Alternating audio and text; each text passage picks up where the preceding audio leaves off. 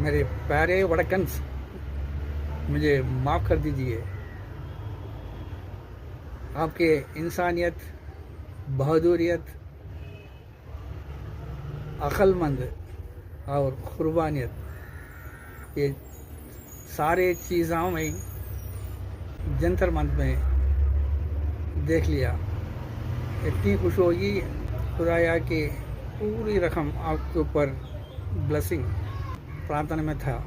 मैं इतना खुशी बन गया आपके वो इंसाफ के लिए, वो जंग था ना नीट का, उसलिए நண்பர்களே, நாம் வழக்கம்னு சொல்லிட்டு ரொம்ப இல்லி நகையாடுற அந்த பிள்ளைங்க அவங்களுடைய மாபெரும் செயல்கள் வந்து ஜந்தர் மந்தரில் இன்னும் மற்ற மாநிலங்களில் நான் நேரடியாக பார்த்து உண்மையிலே வந்து நான் வந்து கதிகலங்கி போனேன், விக்கித்து போனேன், அதிர்ச்சி அடைந்தேன், சந்தோஷத்தால் அப்படியே வந்து பரிதவித்தேன்.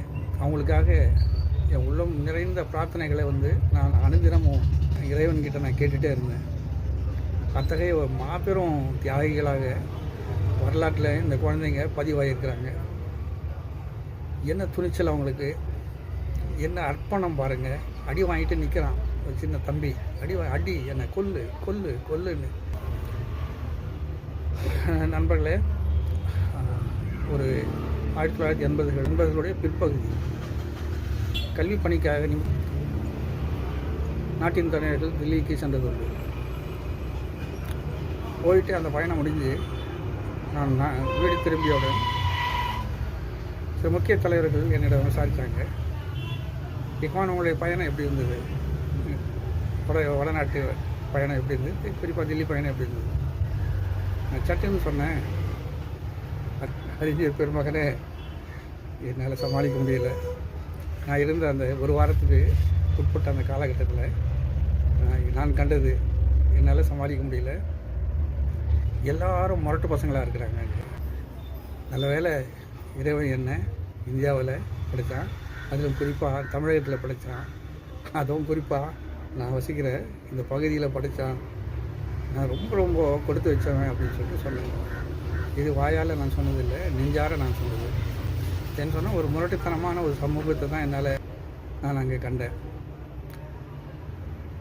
இது எதுக்கு சொல்ல வரேன்னு சொன்னால், ஒரு தப்பான அபிப்பிராயம் வந்து இந்த வடக்கில் வாழ்கிறவங்க மேலே இருந்தது.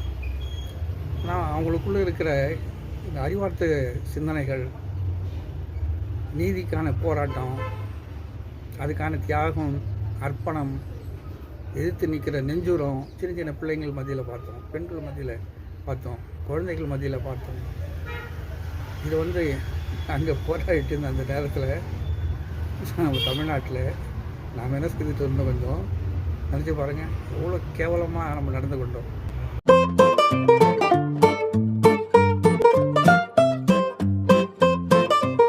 எவ்வளோ அவல நிலை பாருங்கள். நான் நினச்சேன் ஆரம்பத்தில் இன்னொரு சுதந்திர போர் நடந்ததுன்னு சொன்னால் அது இங்கே தமிழ்நாட்டிலேருந்து தான் நடக்கும்னு சொல்லிட்டு நினச்சிருந்தேன். நான் அந்த முடிவை வாபஸ் வைக்கிறேன்.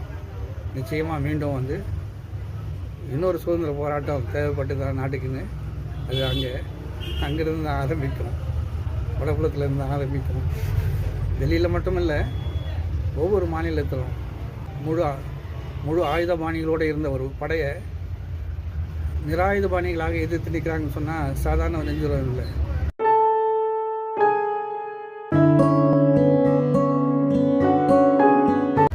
அடிக்கிறான், உதைக்கிறான், மெரிக்கிறான், இழுத்துட்டு போகிறான், தொடாத இடங்களில் தொடரான், லட்டியில் ஆணி குத்தி வச்சு அடிக்கிறான். இப்படி எல்லாத்தையும் மீறி மீண்டும் மீண்டும் மீண்டும் மீண்டும் வந்து அவங்க அகிம்சா வழியிலேயே போராடி அது வென்றுட்டாங்க. அந்த வெற்றிக்கு முழுக்க முழுக்க வந்து அந்த வடபலத்தார்கள், அந்த இளைஞர்களுக்கும் இளைஞர்களுக்கும், அந்த மக்களுக்கும், இளம் மக்களுக்கும், அவங்களை பெற்றவர்களுக்கும், அவங்களை வளர்த்து ஆளாக்கியவர்களுக்கும் சாரம் பிரார்த்தனைகள் அவங்களுக்கு. அதனால தான் நான் தவறாக எண்ணிக்கொண்டிருந்த அந்த பிள்ளைகள் மிக சிறந்த வீரர்கள், மிக சிறந்த அறிவாளிகள், உடனே வந்து உலகம் முழுக்க செய்தி எட்ட வைப்பதில் நிபுணர்களாக இருந்தாங்க. அவங்க ஜீப்புக்குள்ளே உட்காந்துட்டு மிரட்டுறாரு ஒரு இன்ஸ்பெக்டரு. அவரே வந்து ஒரு ரீலாக்கி பசங்க நையாண்டி செய்து போடுறாங்க. அபாரமான ஒரு இது என்னுடைய ஆயுள் காலத்தில் ஜல்லிக்கட்டுக்கு பிறகு நான் பார்க்குற ஒரு அற்புதமான ஒரு வரலாற்று சம்பவம் இது. தன்யவாத் मेरे प्यारे भाई, आपके लिए मैं दुआ कर रहा हूँ.